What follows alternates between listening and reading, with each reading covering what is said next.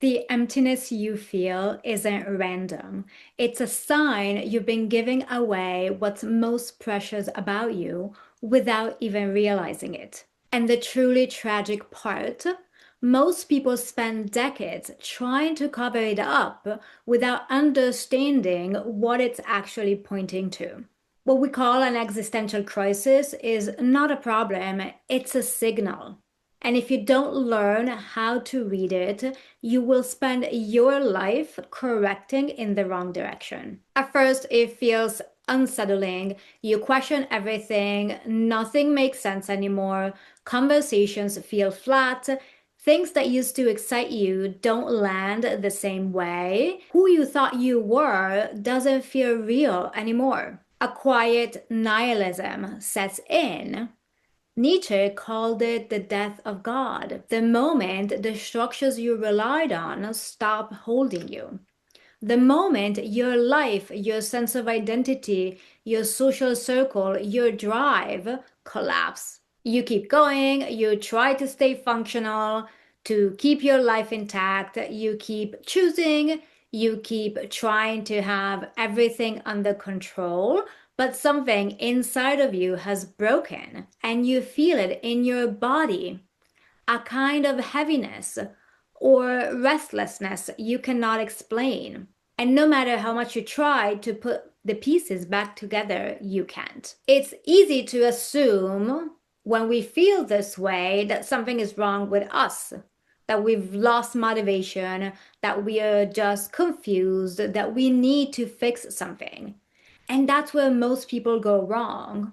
This disorientation isn't accidental, but most people spend years correcting the wrong things, trying to cover it up with distractions, careers, relationships, social media, food, sex. You try to fix it, you try to understand it, you try to move past it, and it doesn't go away. The cost of not listening to what your existential crisis is saying is enormous.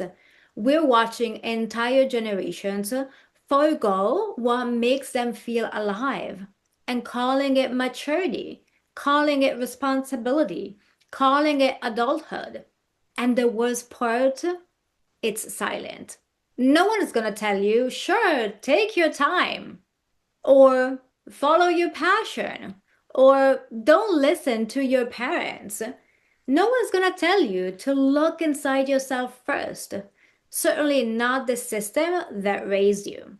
If you don't learn to interpret what your inner emptiness is pointing to, you will spend years of your life working hard in a direction that doesn't feel right. And eventually, you will call that life normal. We have to decide that we will not live half alive. What we call an existential crisis isn't a crisis at all. It's a sign that something real inside of you is waking up. Because up until that moment, you were able to live, to move, to work hard towards something that made sense on paper, a direction that looked right, that was recognized, that was validated, that your parents or teachers praised, a degree you chose because it was reasonable, a path that felt safe, a life that looked right to everyone else. The corporate ladder, the perfect relationship, the idea that stability equals fulfillment. But if you're completely honest, something in you didn't really care about it. Not strongly enough. Not in a way that made you feel fully there, fully engaged in your own life. You feel like you're living a life that it's not fully yours. And this, in today's society, is more common than we think. As if you're a spectator watching yourself live, sitting in a meeting but not really listening, nodding but not agreeing, like you're present physically but not really in it. You're moving, but not actively choosing. Even if you're reaching all the milestones, a degree, a job promotion, an engagement, a baby. You're the person who did everything right and feels nothing. Most people spend their whole lives following things that are never truly theirs. Things they don't fully care about, direction that they were given and that they never questioned. Directions that felt obvious that no one around them ever stopped to examine. And modern society encourages this. Modern life doesn't feel empty just because it's busy. It feels empty because it's busy with nothing real underneath it. Movement without direction, effort without contact, a life that looks full but doesn't feel like anything, that looks right and doesn't feel real. The greatest danger is to stay inside that life, believing it's yours. The most terrifying thing is to never question it, to never get to the point of having an existential crisis at all. Seen in this light, then, the existential crisis is a turning point, even if it doesn't feel like it. It's what happens when something inside of you stops agreeing with how you've been told to live, when it stops making sense, not all at once, but enough that you cannot ignore it anymore. And when this happens, something else begins to awaken. At first, it's subtle. Small moments when what was familiar stops registering. And if you pay attention, your life begins reorganizing. That's the moment the structure begins to break. Not because you failed, but because what you were following was never truly yours. We don't choose our life, we inherit it. Most lives don't collapse because they're inadequate. They collapse because they were never real. I remember a day in college, I was in a big Northern European city by myself in winter doing an internship, reading Jean-Paul Sartre's Nausea. I realized that the novel perfectly described what I was going through. Pursuing things I wasn't excited about, things that made sense but didn't move me, going through the motions, waking up, doing what I was supposed to do, but with a growing sense of unease. I was doubting everything I'd ever been taught. I was uncertain about my future, not because I had no options, but because none of them felt convincing. Sartre accurately describes the feeling of existential disorientation when what you thought made sense stops landing. Like the connection between you and your life is no longer there. It's not the same as depression. It's not procrastination. It's not a loss of motivation. It's a feeling of queasiness because the world you've been living in has become meaningless. It's what Camus describes as becoming a stranger to your own life. Dante Alighieri begins the Divine Comedy lost in a dark forest, not knowing where he is, not knowing how he got there, and that's not a metaphor. That's a structure of an existential crisis. While lost in the forest, the life you were living no longer feels safe, but you cannot see where to go next. This collapse of meaning, it feels very unsettling, but it's not at all a bad thing. It means you have stopped believing the lies modern society is built on. You grow up indoctrinated. We all grow up indoctrinated. As a child, when we try to be authentic, it mostly gets pushed down. Your real self gets suppressed by family, society, school, the church, peers. Not violently, even though that can happen sometimes, but mostly gradually. Through repetition, you learn what gets approval, social recognition, praise, what gets a reaction, what makes people respond, what makes things easier. You discover which parts of you are agreeable to others, which sides to hide, which impulses to ignore, which reactions to filter out. What kinds of behavior make people comfortable?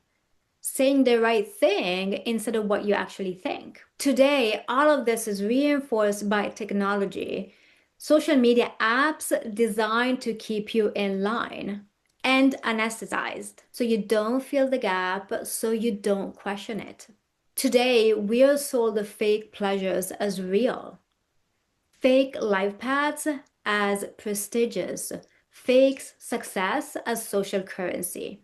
Money, status, visibility, it works on the outside, but it doesn't hold on the inside. Most people get swallowed into this constructed life and constructed personality. Let's not forget that the Latin etymology of the word persona is theatrical mask. Until something inside of us breaks and something more real starts to come through.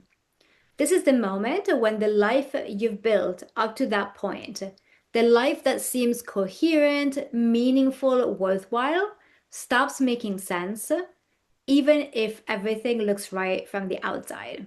At that point, the gap becomes too big between the life you're living and the part of you that never agreed to it. That's the moment when your real self starts to come back. Your existential crisis isn't a crisis, it's a reckoning. Something you can't talk yourself out of anymore. It's a rupture, a break in the structure, the loss of illusion. The moment things stop holding the way they used to. It's the moment the surface of the veil of Maya, of the matrix, breaks. It feels devastating. It feels confusing. It feels like you are failing, like you're losing control of your own life. So it's normal that we try to go back to how things were, to what made sense before, but we can't. This is the moment we stop complying with what was never real. Most people spend their lives adjusting small adjustments that add up to a life that isn't theirs. And this is the moment, your existential crisis is the moment you stop adjusting. Nietzsche describes this as the utter loss of meaning, the death of God, the moment nothing feels true anymore. And it's easy at this point to fall into nihilism, to conclude that nothing matters, to retreat because modern life is fake. It's harder to realize that from your existential crisis, something else is possible. Not ready-made, pre-packaged meanings, not structures you inherit, not lives that belong to others, but a life that's actually yours, built on your own values, on your own preferences, on what feels real when you're not forcing it, when you're not trying to make it make sense, to make it worthwhile. The emptiness you feel isn't random. The disorientation is not directionless. The queasiness is not meaningless. It's pointing to something real, something authentic to you, beyond the constructs of modern society. Hey, thank you for watching. If what I'm sharing resonates with you, make sure you hit subscribe to be notified when new videos are released. And if you want to go deeper, I share longer reflections, frameworks, and updates in my newsletter. The link is below. This channel is a growing body of work about restoring aliveness in a world that quietly trains you to live at a distance from your own life.